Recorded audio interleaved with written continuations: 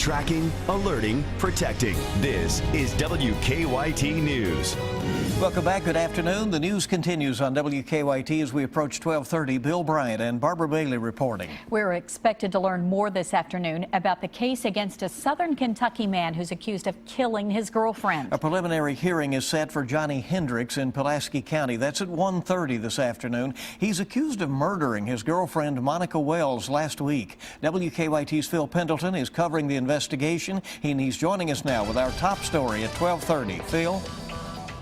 Johnny Ray Hendricks is set for a preliminary hearing at 1:30 this afternoon. Police are scheduled to testify, and we could learn a lot more about the allegations against him. He is accused of killing Monica Wells, who was 34, who would have turned 35 this Friday. Now, Wells' 8-year-old son and another juvenile witnessed her being beat up, which relatives told me included him seeing her head being beat into a wall.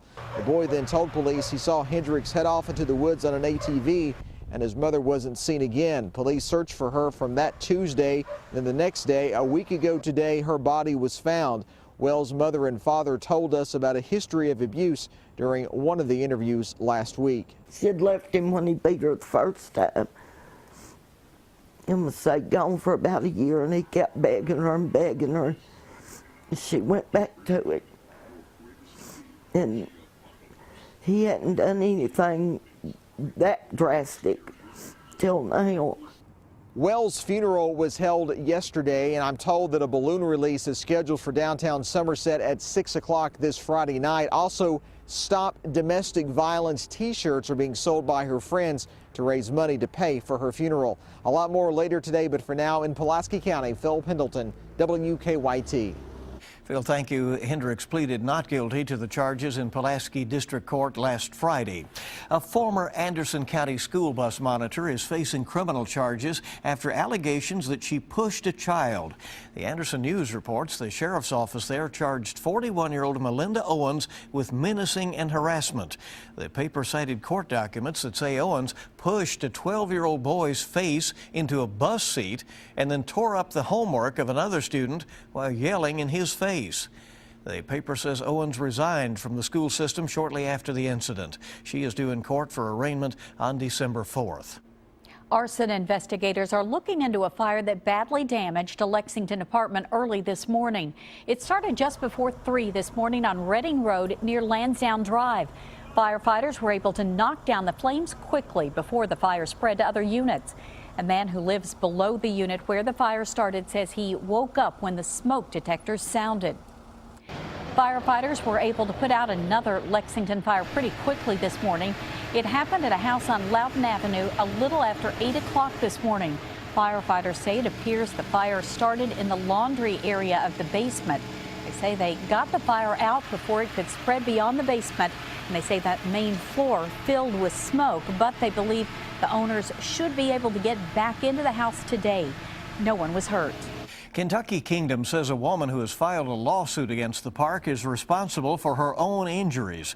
Officials at the park responded to the lawsuit this morning. In it, a woman claims that employees at Hurricane Bay gave her the wrong tube for the water slide, causing her and a friend to fall out and hurt themselves. Kentucky Kingdom says a friend who was at the park with one of those people says the person who filed the lawsuit told them that she planned to hurt herself in order to try to get a settlement. Attorneys for that woman have not responded to Kentucky Kingdom's claims. A nurse is in jail after police say she stole prescription medication. Police got a complaint call from the Stanton Nursing Center Monday night. Staff members told officers that 30-year-old Amy Lyle took car keys out of another employee's locker. Police say Lyle then stole medicine out of the car. The crime apparently caught on tape. Lyle is charged with theft by unlawful taking of a controlled substance.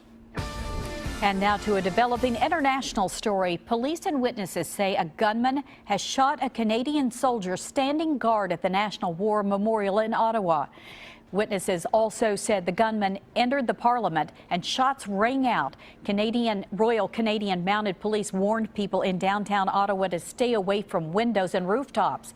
The shooting, which happened shortly before 10 a.m., comes just 2 days after 2 Canadian soldiers were run over and one of them killed in Quebec by a man with jihadist sympathies. We'll stay on top of that story this afternoon. And those incredibly low gasoline prices, they seem too good to be true. And sure enough, the prices have taken a dramatic jump in the last couple of hours. But some gas stations in Lexington have not raised their prices yet. WKYT's Jerica Insko got reaction from drivers. Gas prices have not gone up all over town. As you can see here, there are several people behind me filling up on gas that is still below $3. But then right next door and across town, there it is, $3.19 a gallon for gas. For about a week, drivers here in Lexington have been seeing record gas prices below the $3 mark. Now that it's going back up, several people say they're still trying to fill up one last time with prices like $2.77 and $2.79 a gallon. AAA officials tell us statewide prices are still down, and with this increase, we could see another decrease in Lexington. Yeah, it's a real bummer for me because I've got to buy 200 gallons to put in the semi truck this afternoon or in the morning. So you times that by 33 cents, that's $70. That's a lot of money. That's a bunch of money. Like all of the people here at the pumps on Winchester Road, it might be a good idea for you too to get gas today. In Lexington, Jerica Insko, WKYT. Jerica, thank you. And right now, the lowest gas prices in Kentucky can be found in Berea, $2.67 a gallon, and the highest at $3.39 in Moorhead.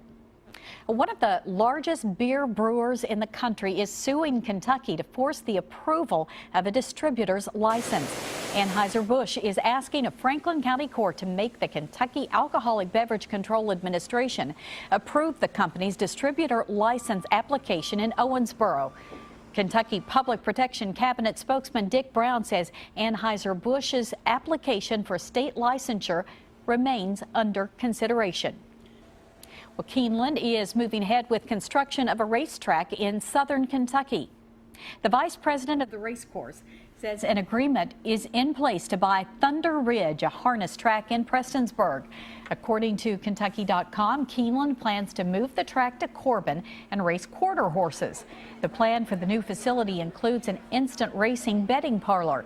Keeneland hopes to open the Corbin track in 2016. Well, we may live in the bluegrass, but one city leader says we're turning gray. Lexington city leaders are announcing a new survey online today, wanting to find out what would make the city more livable for all of Lexington, with a focus on seniors. With the baby boomer population rapidly aging beyond 60, city officials say they want to meet their needs. The survey will gauge a need for outdoor spaces, housing, and social participation for older adults. Some of the things that we want to work on is making it easy to get around the city.